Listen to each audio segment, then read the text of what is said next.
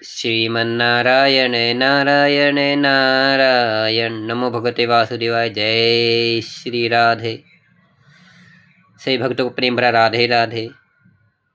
चैत्र मास के कृष्ण पक्ष की पापों देकर वध कथा प्रारंभ।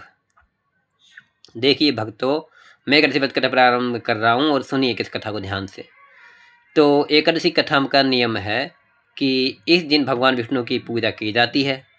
ठीक है, तो हमारे युधिष्ठिर जब ये सवाल पूछते हैं भगवान कृष्ण से, तो उसको कहते हैं कि यही प्रश्न एक बार मानधाता ऋषि ने लोमेश ऋषि से पूछा था। राजा मानधाता ने लोमेश ऋषि से पूछा था। तो लोमेश ऋषि ने उन्हें कथा इस प्रकार बताई कि चैत्रवत कुबेर के राज्य में चैत्रवत नाम का वन था।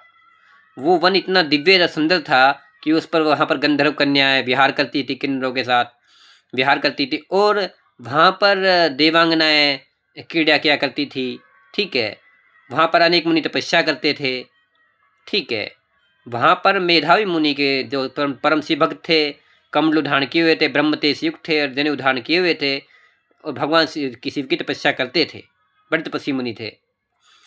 तो वहीं पर ही इंद्रराज देवराज इंद्र भी चैत्र मास में वैशाख मास में क्रीड़ा करने के लिए आया करते थे।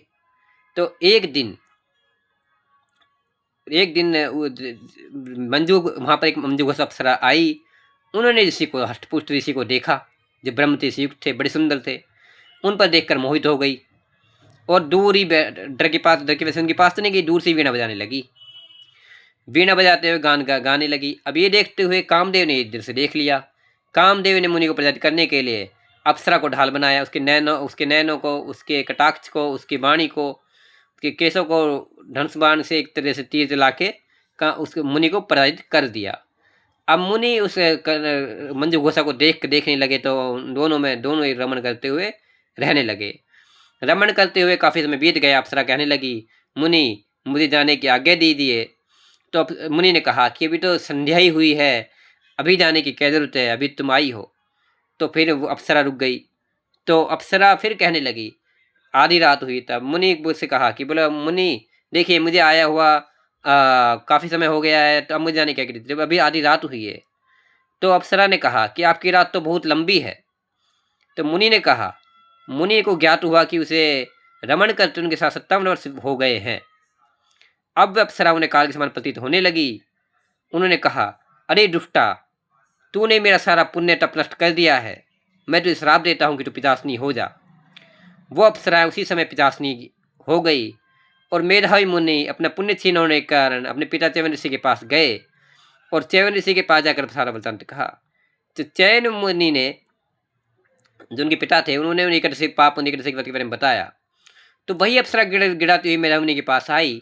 तो मुनि ने भी मेधा मुनि ने भी मंजू घोषा को यही चैत्र मास की कृष्ण पक्ष की पाप निकट के बारे में बताया। तो मंजू घोषा ने चैत्र मास के पक्ष की चैत्र मास की कृष्ण पक्ष की पापा मोचनी एकादशी का व्रत किया, और व्रत करने के प्रभाव से वो दिव्य देह धारण कर स्वर्गलोक को प्रस्थान कर गई। और मेधावी मुनि भी अपने वैकुंठ धाम को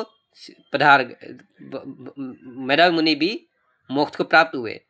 तो अब देखिए, पाप मोचनी एकादशी पापों का क्षय करने वाली है। ठीक है, सभी प्रकार के पाप, चाहे पाप किसी प्रकार के पाप क्यों अपने जीवन में, सभी का क्षय करने वाली है। अब श्रद्धा पूर्वक विश्वास के साथ ये व्रत करिए, आपके पापों का क्षय होगा और पुण्य का उदय होगा।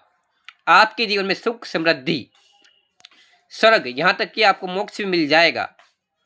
ठीक है, तो श्रीमन्नारायण नारायण नारायण बोल विष्णु भगवान की जय। ये एकादशी की कथा है। ये पावन एकादशी कथा मैंने आपको सुनाई है, और इसे सुनने से आपको पुण्य प्राप्त होगा। बोल विष्णु भगवान की जय।